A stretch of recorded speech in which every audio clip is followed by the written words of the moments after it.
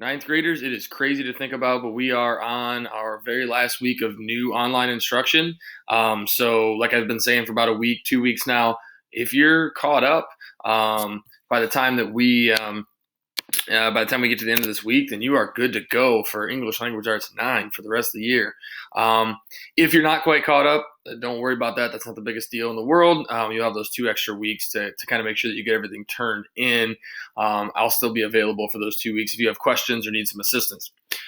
Just looking backwards to last Thursday, make sure that you do get your final draft of your essay turned into me. There's a spot. Obviously, I want you to attach it to Thursday's assignment. Some of you had questions. If you are struggling to assign it or you're struggling to attach it because it says you don't own it, you probably have to go to April 22nd, where you started your rough draft, and unsubmit that. Then you will own your document, and then you can attach it to Thursday's assignment. So if you have a question about how to do that, please let me know. I'll try to get that figured out for you. So today, I found a really cool article on commonlit.org, which we've used before. And it's technically a TED Talk. And there's a couple different ways you can access this one. I like this one a lot. It's called What Fear Can Teach Us. And so you can access this TED Talk through obviously Common Lit, and you can read basically what's a transcript, right? Where the words that she speaks. You can have Common Lit read it out loud. If you see where I'm at here, there's the read aloud button. You can always use that. And I've also included in today's assignment the link to the actual TED Talk from Karen Thompson Walker, which is her actually giving this speech. So you got a couple different ways that you can access it. But at the end of the day, what you're going to do after you've read it, watched it, listened to it, or all those things, you're going to take the assessment. There's 4 multiple choice assessment questions. Like we've done before, should be pretty familiar with. It's evidence-based questions. And then number 5 asks about how does paragraph 3 contribute to the author's argument.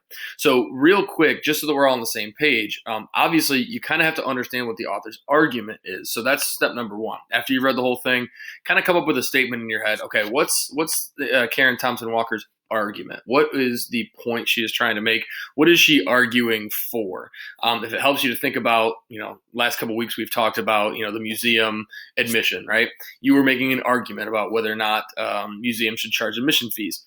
So after reading her TED Talk or watching her TED Talk or listening to her TED Talk, figure out what her argument is. And once you kind of come up with a statement of what her argument is, then you're going to go down to paragraph 3, and you're gonna reread paragraph 3 to it's this one right here. As we grow up, we're often encouraged to think of fear as a weakness, just another childish thing to discard, like baby teeth or roller skates. So I would revisit paragraph 3.